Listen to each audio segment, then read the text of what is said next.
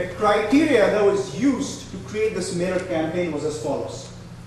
Properties that had an active lawsuit for non-payment of property taxes after 1980 with an ownership history of over 10 years. That was the criteria that we used in Real Act to create our mailer campaign. Impressed? Not impressed? Yes. And from that came this phone call.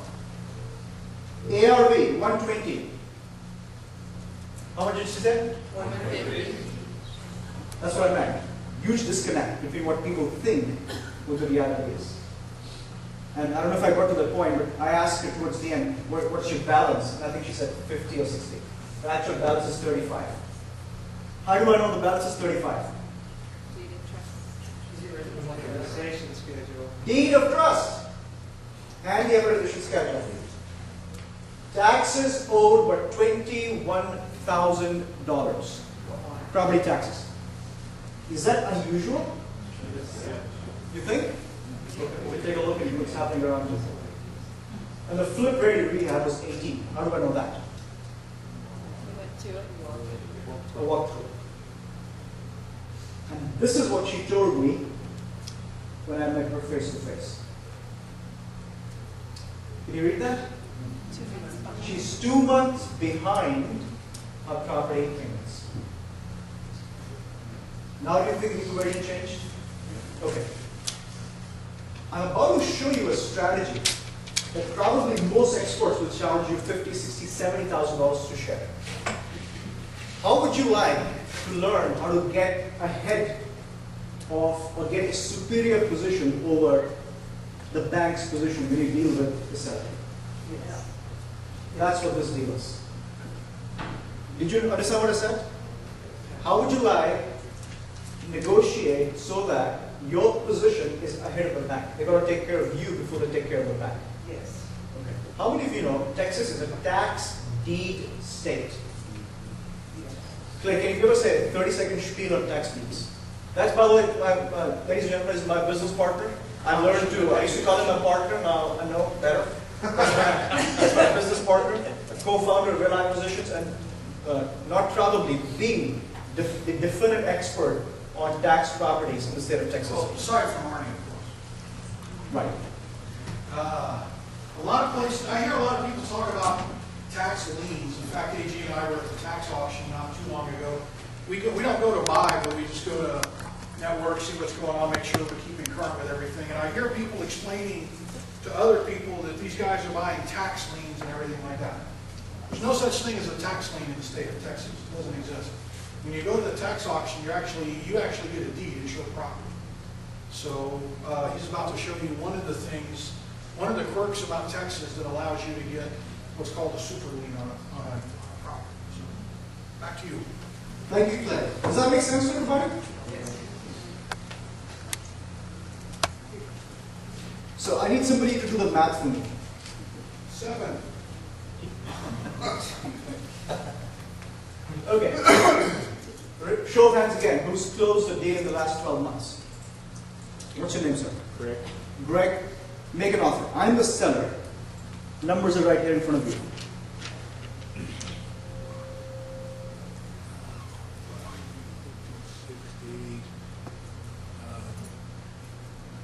$40,000.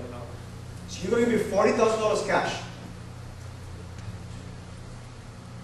Yeah, you got everything in there.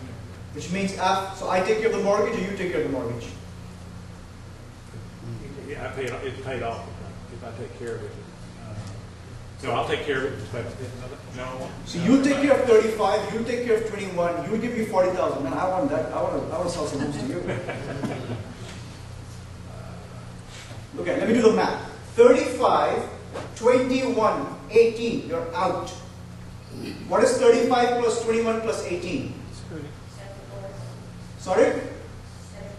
Louder. 74. You are out 74. Now make me a cash offer. How much do I walk away from the closing table? Come on, y'all. What's going on? 1,000. 1,000? No. 10,000. That's what our offer was. From the closing table, she would have walked away with $10,000. Now let me ask you this: somebody who believes a property is what? 150. Do you think she would accepted that? No. She said, AG, take a flying leap. In so many words. And that's where the crux comes in. I promise you, 80% of you at that point will walk away from the closing table.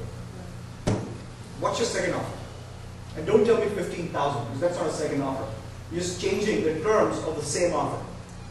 What's your second creative offer in this deal? Subject to. Okay. What could the subject to offer be? Take over the payments and they pay the property taxes over. So he could take, that's a student by the way, so the knowledge is showing, right? You could take over the payments and then I will pay the back taxes you pay the back taxes. and I'll give you some money so you can move on with your life. Okay, how much money would you give me? 5, depends on what she needs. I'll ask her what she needs, maybe 5. She didn't accept 10, why would she accept 5? 25,000. But anyway, the idea is he's right. You could structure a creative subject to offer, but your exit on that would be that your cash flow should justify the fact that you're taking over 70, how much? 78? 74. $74,000 of liability. Yeah? This is what our offer was. Can you read that? Okay, go ahead, ma'am. Can you read that to me? We made I'm sorry, don't they, for origination points at 12% on a 10-year term? We made a loan for payment of property taxes at 4 origination points, 10-year term, and listen to this, which gave us a super lien in Texas. So my 21,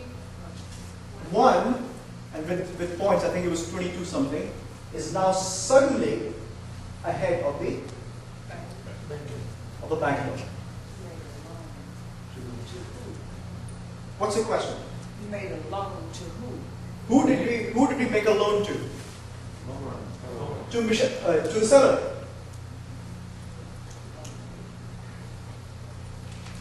What does that mean? I gave her a check of 21,000. She signed an affidavit that said, I allow you to pay property taxes. And she signed a deed of trust and a promissory note. And then the county, in this case Harris, gave us an affidavit saying that yes, we accept these taxes, and we, listen to this, we give our position over to you. So now, They signed an assignment. now suddenly we have taken over the position of the county. They assigned their position over to us. Does that make sense?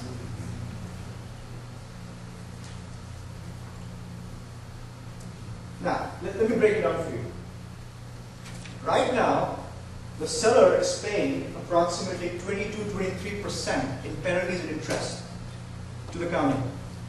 By paying me 12%, is that a good deal for her?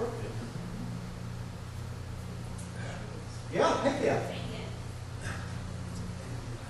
Secondly, is this note secure? Yes. Yes. What am I hoping for here? She'll. Can I say that? Well, okay, actually that's incorrect. I'm not hoping she'll default, but the statistical evidence says she will. Why? She's already 2.2. With me? And if that happens, what happens next? I foreclose. And my foreclosure is going to wipe the what? We'll wipe the first one. Mortgage First lien. one, yeah. By doing so, what have I saved now? The 35,000. 35,000 And? and the 21,000. No. The cash that I would have had to pay the seller, which would have been at least 10, which I can accept.